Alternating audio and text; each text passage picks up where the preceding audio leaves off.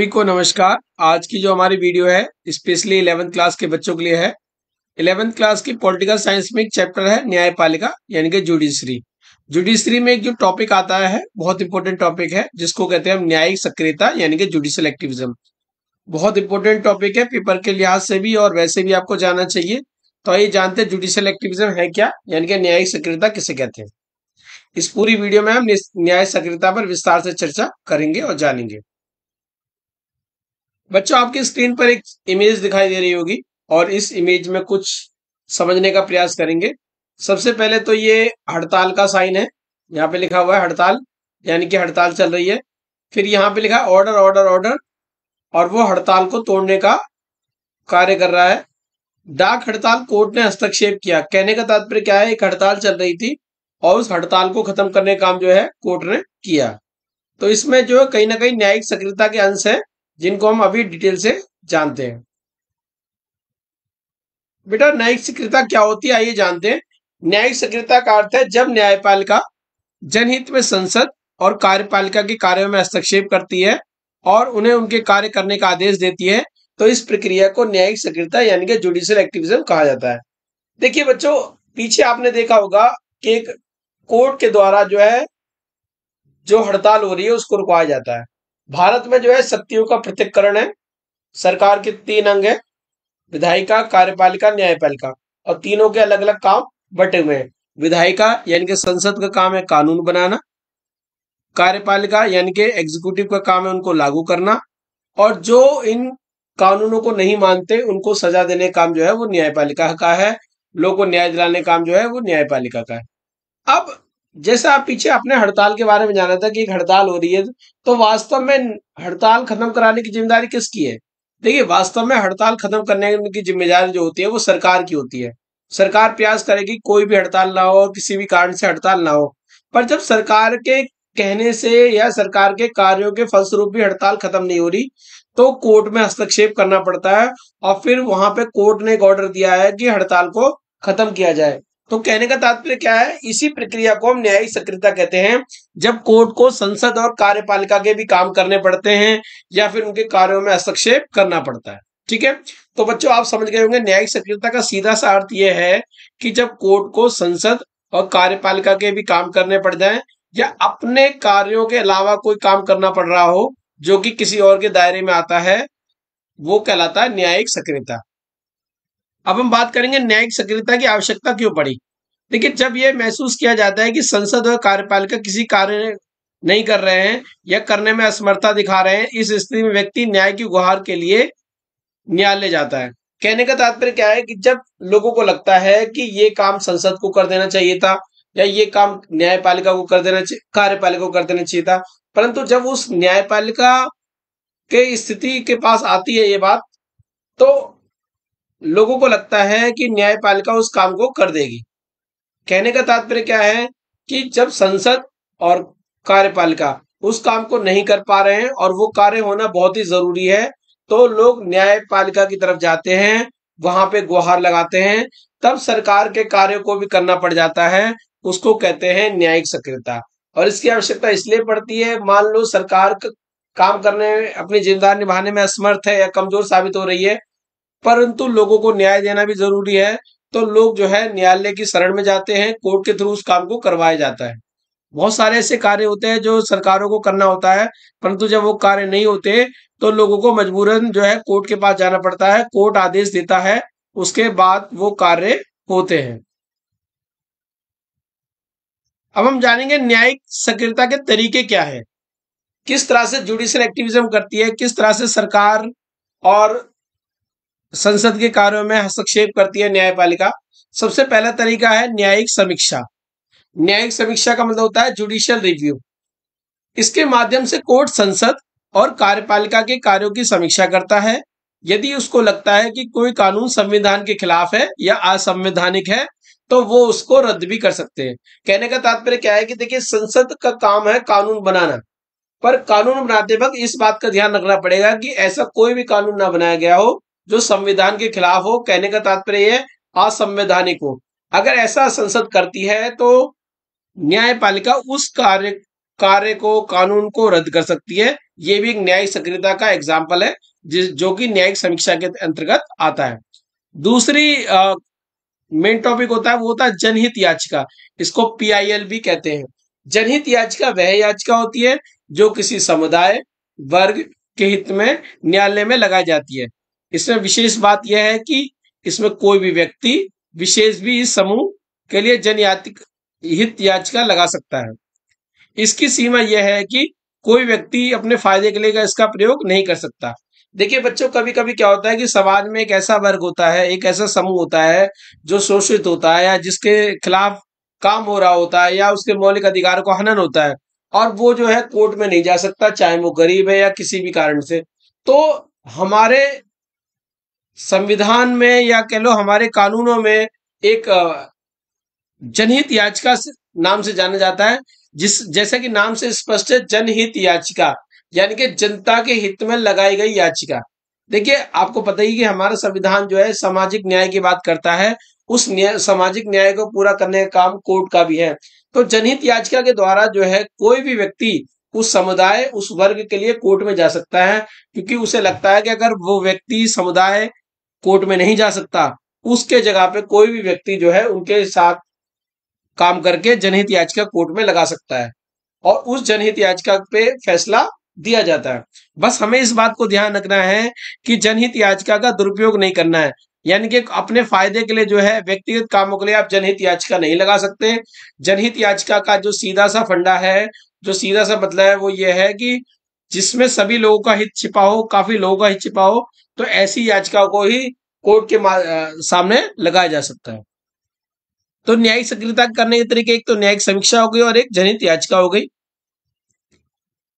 आइए जानते हैं कि न्यायिक सक्रियता के कुछ फायदे भी देखने को मिले हैं, या PIL से कुछ फायदे को मिले हैं।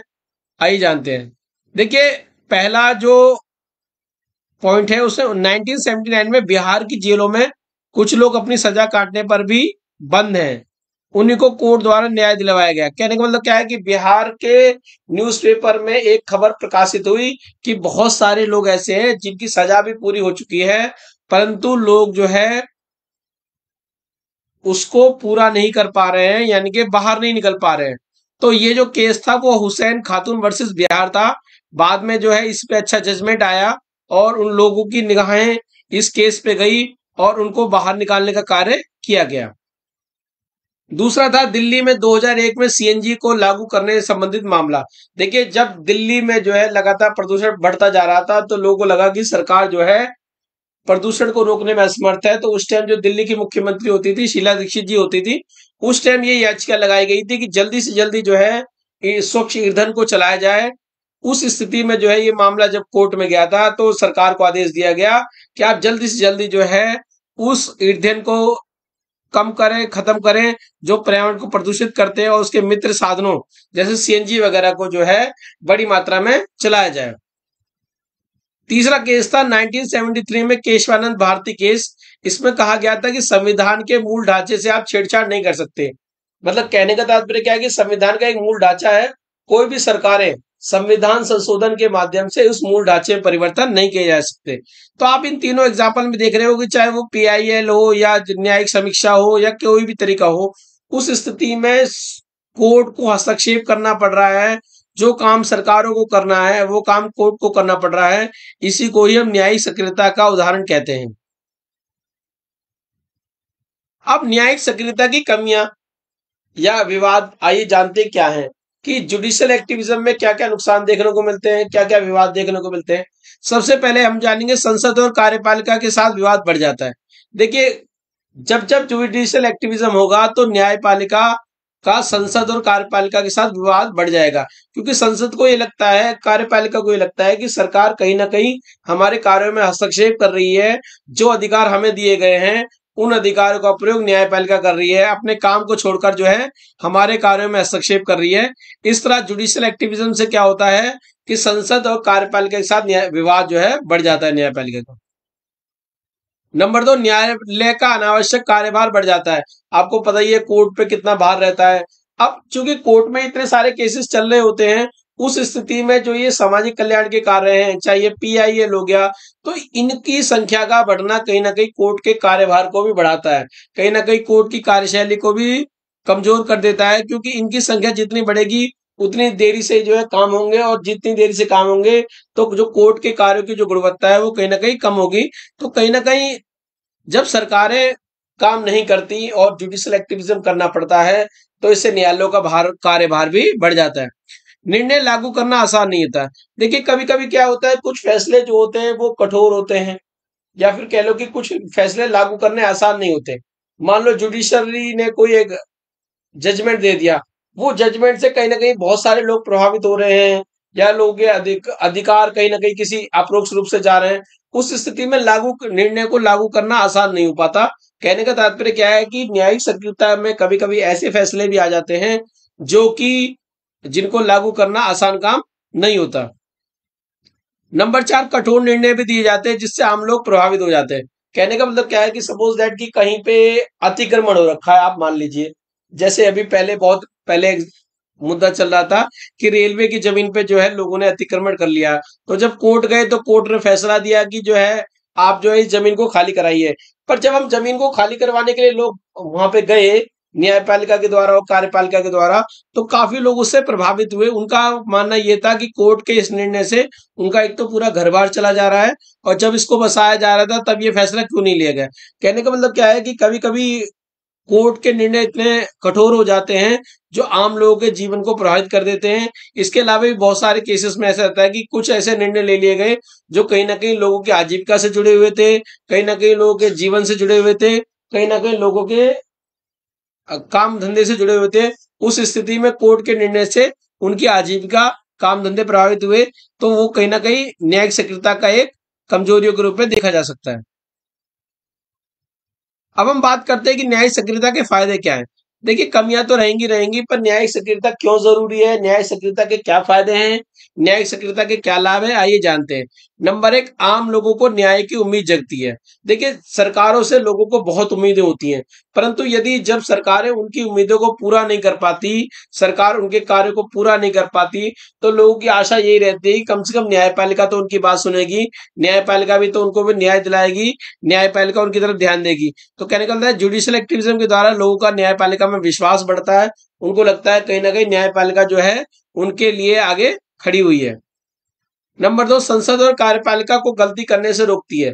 देखिए न्यायिक सक्रियता का एक सच्चा अच्छा एग्जाम्पल यह है कि यदि संसद और कार्यपालिका को ऐसे काम करने से रोकती है जो गैर संवैधानिक है। संसद को ये बात पता रहती है, कार्यपालिका को ये पता रहती है कि अगर हमने कोई ऐसा कानून बनाया जो कि संविधान के खिलाफ जाता है, उस स्थिति में जो है सुप्रीम कोर्ट जो है उसके समीक्षा करेगा और देखेगा कि उसमें कोई गलती तो नहीं है, कहीं संविधान के खिलाफ नहीं है। तो ऐसी स्थिति में क्या होता है कि संसद और न्यायपालिका के बीच का जो टकराव है वो खत्म हो जाता है, और संसद ही पहले कोशिश करती है कि उस टकराव को ना पैदा कराया जाए, क्योंकि समीक्षा के तहत वो टकराव आ सकता है। तो संसद जो है ऐसे कार्य को नहीं करती है। लोगों के अधिकारों की रक्षा करती है। देखिए जब भी लोगों के मौलिक अधिकारों का हनन होता है, तो हमें सीधा सीधा राइट दे रखा है कि आप सुप्रीम कोर्ट में जा सकते हैं, आप सुप्रीम कोर्ट में जाके अपने मौलिक अधिकारों की रक्षा कर सकते हैं। तो ये एक न्यायिक सक्रियता का बहुत बड़ा फायदा है, और आपको पता ही है लोगों के अधिकार जो है लोगों के विकास में बहुत बड़े सहायक होते हैं। सार्वजनिक मुद्दे इसी से महत्वपूर्ण हो जाते हैं। देखिए सार्वजनिक जीवन में बहुत सारे मुद्दे होते हैं जिनका ध्यान जो है कभी कभी सरकारों के पास नहीं जाता, या संसद के पास नहीं जाता।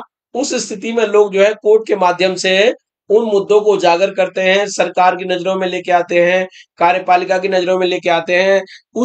के बाद जो है कार्यपालिका और संसद द्वारा जो है काम किया जाता है। तो कहीं ना कहीं न्यायिक सक्रियता के कारण कई सार्वजनिक मुद्दे भी उठते हैं और वो प्रकाश में आते हैं, जिससे कि लोगों का फायदा हो। इस तरह हमने जाना कि न्यायिक सक्रियता के क्या फायदे हैं। आशा करता हूं कि आपको इस वीडियो के माध्यम से न्यायिक सक्रियता का अर्थ, उसके प्रकार, न्यायिक सक्रियता की आवश्यकता, न्यायिक सक्रियता के क्या क्या प्रभाव रहे हैं, इसके क्या फायदे हैं, और क्या इसमें कमियां देखी जाती है, सभी पे आपकी विस्तार से नॉलेज हो गई होगी। अगली वीडियो में हम किसी और टॉपिक के साथ मिलेंगे। तब तक के लिए टाटा बाय, धन्यवाद।